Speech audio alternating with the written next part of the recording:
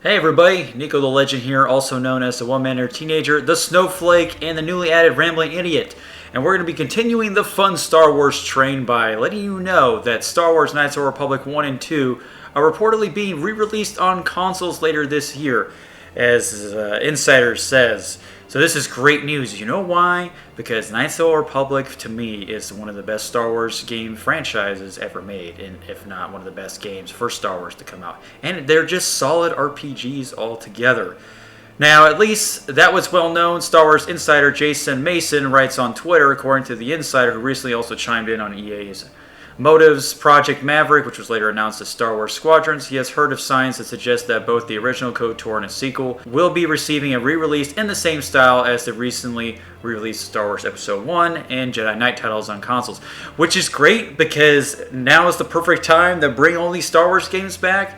I think it was great that they brought back Star Wars Episode 1 Racer and then Jedi Knight titles, which kind of threw me for a loop. I was not expecting those games to re-release. Especially Jedi Knight and Jedi Outcast. It was pretty cool to see that because those were classic Star Wars games that Disney had no affiliation with or anything. You know, and I wonder who, I guess, I don't know, they gave them the green light for the company to do it. They're not even, they're upscaled versions, they look great. I like the texture upgrade, not like massive upgrade, but it looks pretty smooth and it plays smooth. Just reminds me of the good old days playing those platforming Star Wars games. They were a lot of fun. Now, we get another taste, hopefully, that this actually happens. It comes out later this year. I would love to see the re-releases of KOTOR 1 and KOTOR 2 for sure, because it would be a blast from the past to play those on consoles, because, you know, deep down you can play KOTOR on the original Xbox or backwards compatible, but the resolution doesn't look that great if you play it on Xbox One, for example. I have it on Xbox One. I bought it again because I don't have the original game anymore, and it just doesn't look that great because it just, you know, it's not upscaled like what this is talking about, so this would be perfect. Now, there's no other big news about this. You know, there's no additional details about these re-releases are known. They're not known at this point, but it's said that these ports are not to be confused with the rumored KOTOR remake. Now, that'd be great if we just get all the KOTOR we could ever ask for. I think that'd be a ton of fun because it's a good way to remind these people of this generation of gamers of what they're missing before the EA controls everything of Star Wars fiasco for the past decade.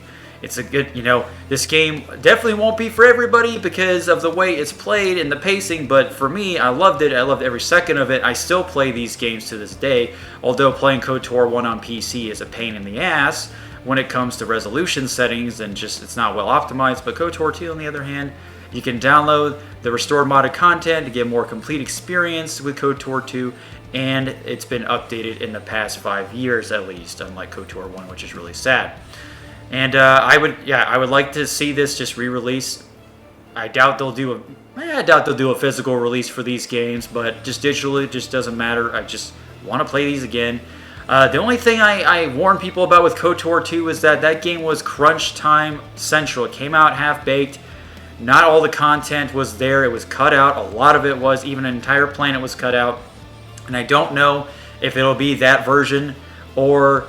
It probably will be that version of the cut content because the only way to get the restored mod content is if you have the mod added through Steam Workshop or whatever website you go on the computer for. On the computer only. I don't know about consoles, but if they did somehow do that, that would be amazing because KOTOR 2 is a fantastic game, and a lot of people would say that it's better than KOTOR 1. I don't really have a preference. I love them both equally, almost equally. I don't want to lie to you guys. Let's see, there's, like I said, that's it. That's pretty much it, guys, but like I said, this is the perfect time for Star Wars games to come out. With all this, Star Wars is huge games releasing all the time now, shows, cartoons, all that jazz, books. Thanks to, all these gaming companies especially get to make their own Star Wars games, and, don't forget, BioWare made the first KOTOR. So it'd be kind of neat to be reminded of, like, oh, so this is what BioWare used to be like back in the day before the tyranny of EA decided to get their grubby paws on the once beautiful company of BioWare.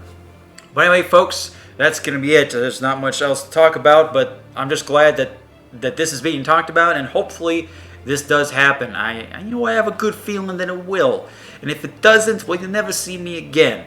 And let me know what you guys think down below in the comments on how exciting this is going to make you, or, if you're Flight Dish and you want to just experience it again. Or for those of you who don't know about Knights of the Republic, this is your chance to get into it.